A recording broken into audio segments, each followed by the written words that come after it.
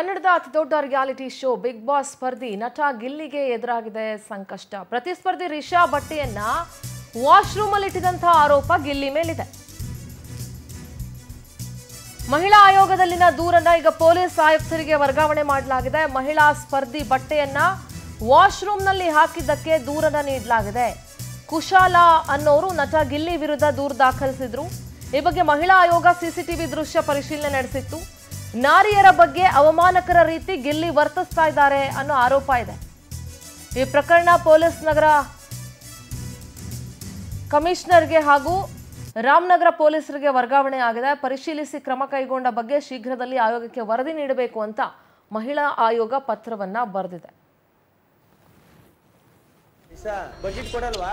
Budget ಕೊಡೋದಿನ ಅಂತ ಹೇಳು, ನಾನು ಏನ್ ಮಾಡ್ಬೇಕು ಮಾಡ್ತೀನಿ. ಹೋಗ್ಬಿಟ್ಟು ಅಲ್ಲಿ ನಿನ್ ರೂಮ್ ನಿನ್ ಕಮೋಡಲ್ಲಿ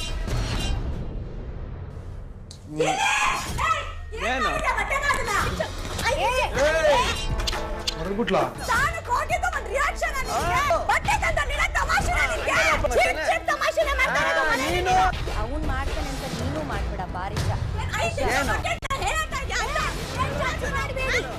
ರಿಸಾ ಬಜೆಟ್ ಕೊಡಲ್ವಾ?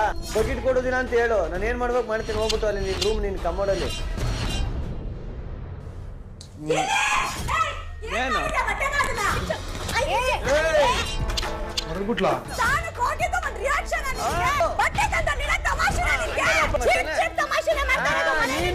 ಅವನ್ ಮಾಡ್ತಾನೆ ಅಂತ ನೀನು ಮಾಡ್ಬೇಡ. ಬಾರಿಷ ರಿಸಾ ಬಜೆಟ್ ಕೊಡಲ್ವಾ? ಬಜೆಟ್ ಕೊಡೋದಿನ ಅಂತ ಹೇಳು, ನಾನು ಏನ್ ಮಾಡ್ಬೇಕು ಮಾಡ್ತೀನಿ. ಹೋಗ್ಬಿಟ್ಟು ಅಲ್ಲಿ ನಿನ್ ರೂಮ್ ನಿನ್ ಕಮೋಡಲ್ಲಿ ಏನು